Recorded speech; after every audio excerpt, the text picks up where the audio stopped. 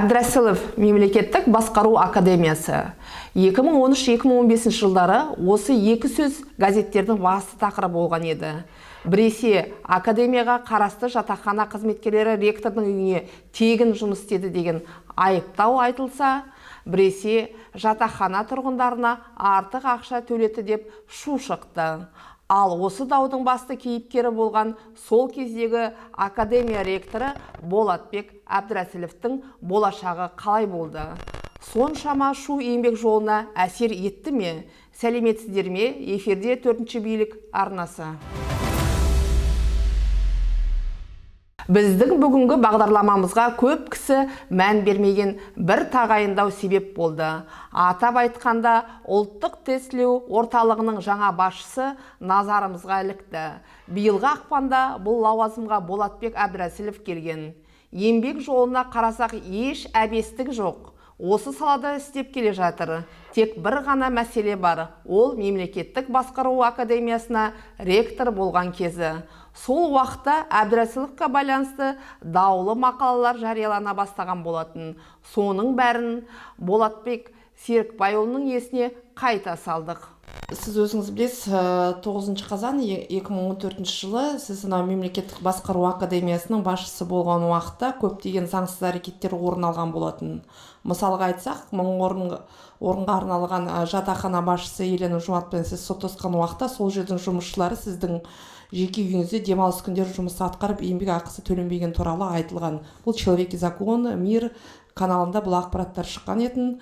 Одан басқа бұл ақпараттар сотта дәлелденді. Соттан сіз ұтылған болатынсыз. Арыз берушілер Аманбаев, Өтебаев, Қалманов жазған етін. Бұл жерде фактілердің барлығы айтылған, бақ өкілдеріне бұл жария болған болатын. Одан басқадан мемлекеттік басқару академиясына сіз басқарып отырған уақытта сол академияның профессорлары қуғынға ұшырап жұмыстан ажыраған етін. Ол кісілермен де сіз соттасқан етіңіз. Тағы айтатын болсақ, сол жатақханаға төлемақылар жоғарғы деңгейде заңсыз алынып отырғаны ол да дәлелденді. Бұл дәлел 2015 жылы Жемқорлық агенттігі Қожамжаров басқарған уақытта сіздердің академияға тексеру барысы уақытында бұл заңсыздықтар орын алғаны сол кезде анықталған етін. Енді соның кейін 003-004 бағдарламасы бойынша академияның өзіне келетін болсақ, бюджеттен миллиондаған қаражаттар орынсыз жұмсалмаған туралы айтылды. Бұл туралы арыз шағымдар Жемқорлық агенттігіне түскен болатын, бұл тексерулер жүрген болатын. Соны кейін тағы счетный комитеттің тексеру бойынша сіз басқарған уақытта 203 миллион теңгеге шығын келтіргені бұл тоже анықталған. Бұл фактілері бар. Бүткіл жаңағы 003-004 бағдарламасы бойынша Жемқорлық агенттігіне бүткіл жаңа дәлел құжаттарын барлығын сол жердің сізде жұмыс жасаған қызметкерлер ұсынған етін. Бірақ оның барлығы істің бәрі жылы жабылып кетті. Енді осы туралы сіз қазір енді ОБТ-ға қазір кеше біз мәжіліс депутатында болдық. Депутаттар сіздің кезінде даулы оқиғаларға болғаны, жаңағы министрлікте басқарған уақытта даулы жаңа мәселелер туындағаны, оның бәрі бақ өкілдері жарияланғаны, қазіргі депутаттар алаңдап отыр. Сіз сонан кейін жаңа Саясат Нұрбек, бүгінгі министр, сізді қалай осы ОБТ-ның басшысы ретінде қойды, тағайындады деген сұрақтар туындап отыр. Сонымен сыбайластық бар ма деген сондай депутаттар, бұл жерде сыбайластық бар ма деп депутаттар бүгінгі күнге сіз осы ОБТ-ның басшысы болғанға алаңдаушылық танытып отыр. Осы туралы сіз өз ой пікіріңізді білдіріп кетсеңіз. Мадина ханым, бүгінгі біздің тақырып ұлттық бірыңғай тестілеу жайлы. Ұлттық бірыңғай тестілеу орталығына қандай басшы келгені туралы бүгінгі депутаттар сұрақ қойып отыр. Сол себептен Әбдірәсілов мырза, сіз осы сұраққа жауап беріп кетсеңіз. Жазбаша түрде жауап беріледі, болмаса баспасөз мәслихаты тәмамдалғаннан кейін бұл фактілер ұсынылған, фактілердің барлығы бүгінгі күнге дейін бақ өкілдерінде жариялап келген. Заң бұзушылықтар туралы бұл «Человек и закон» газетінде, Мир каналында 2013-2015 жылдары жария етілген. Енді осыған сіз өзіңіз жауабыңызды берсеңіз. Жақсы, рахмет. Бұл енді біздің бүгінгі тақырыпқа байланысты сұрақтарыңыз байланысты емес, дегенмен сұраққа жауап берейін сіздің айтқан сұрақтарыңызға. Мәселе проблема жоқ онда. Енді біріншіден, жаңа сіз көп мәселелерді айттыңыз. Сол кезде академия тікелей жемқорлық қарсы агенттігінің құрамында, жаңа Қожамжаровты айтып өттіңіз ғой, сол агенттіктің құрамында болды біздің академия. Жаңа өзіңіз айтып отырсыз, тексерулер болды, тағы да біріншілер болды, біріншілер анықталды деп отырсыз. Онда сіз айтып отқан мәселелер анықталса, әрине мен бұл жерде отырмайтын едім бүгінгі күні. Бір. Екінші, әр лауазымға мен тағайындалған кезде жаңағы президент әкімшілігінде қызмет жасадым. Одан кейін бірнеше университеттердің ректоры болдым. Қожа Ахмет Яссауи университеті, Қарағанды индустриялық университеті және тағы да осы жерге тағайындалған кезде әр кезеңде біз тексеруден өтеміз. Бірінші антикоррупционный тексеруден өтеміз. Сосын қылмыстық судимыз бар ма, жоқ па. Одан кейін іс қозғалды ма, іс қозғалған жоқ па, сонда түрлі біз жаңағы квази мемлекеттік органдар болғаннан кейін анықталған фактілер бойынша сіз сұрақты қойдыңыз, мен жауап берейін. Сонда тексеруден өтеміз.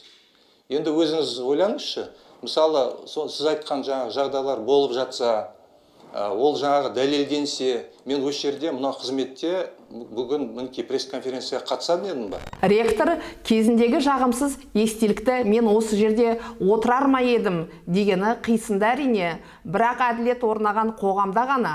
Бұдан бөлек 2013 жылы Болатбек Әбдірәсіловтің әйелімен бірге ақш-қа барғанда қызу талқыға түскен. Талқылауға себеп бір адам үшін ұшу бағасының 1 миллион теңге шамасында болғаны. Әрі ол қаражат кімнің есебінен төленгені де көп сұрақ туындатты. Бұған да жауап дайын екен. Біз ұшқан кезде басқа сол American Way деген компанияның қаражатына бардық та, солардың шақыруымен барғанбыз негізінде. Сол себептен бұл жерде бюджеттен болмаса басқа жерден ақша алынған жоқ. Оның барлығы сол шақырған компанияның жаңағы қаражатына жасалған сол кездегі визит болды. Біздің редакция құзырлы органдарға арнайы ресми хабар жолдап, сол уақыттағы мемлекеттік басқару академиясындағы былықтарды қайта тексеруді сұраған.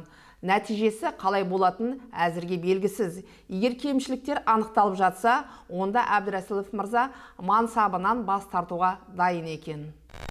Дәлелденіп жатса, әрине, мен кетуге мәжбүр боламын. 2 жыл бұрын зейнетке шыққан Болатбек Әбдірәсіловтің лауазымды орынға келуіне не себеп? Жалпы министрлік тарапынан сондай ұсыныс болғаннан кейін мен келіп осы қазір қызметте жұмыс жасап жатырмын. Енді зейнеттегі адамдар қызмет жасап жүрген, менен де басқа кісілер бар емес пе?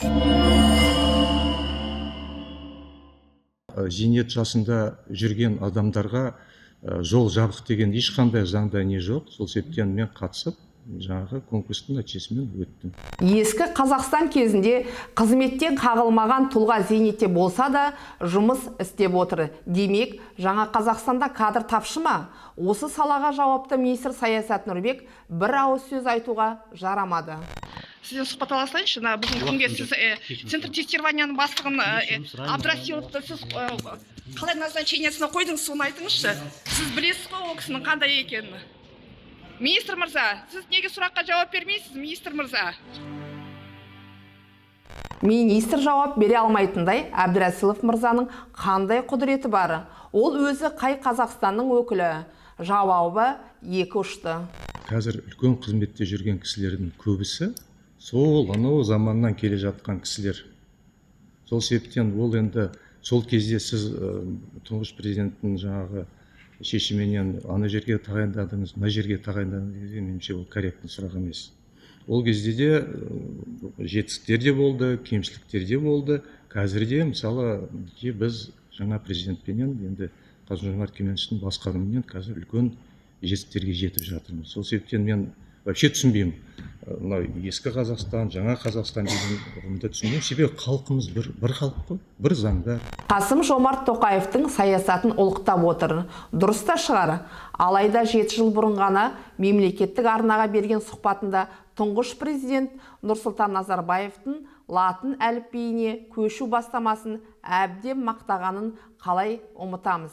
Здесь глава государства показал искусство дипломатии в очередной раз, и он подчеркнул, что действительно в латинице будет только переходить казахский язык, русский язык с кириллицей, оно сохраняется. И это, я думаю, это решение многие обсуждают не только в Казахстане, но и за рубежом. Ескі мен жаңа Қазақстанның арасынан таңдау жасай алмауының себебі де осы сияқты.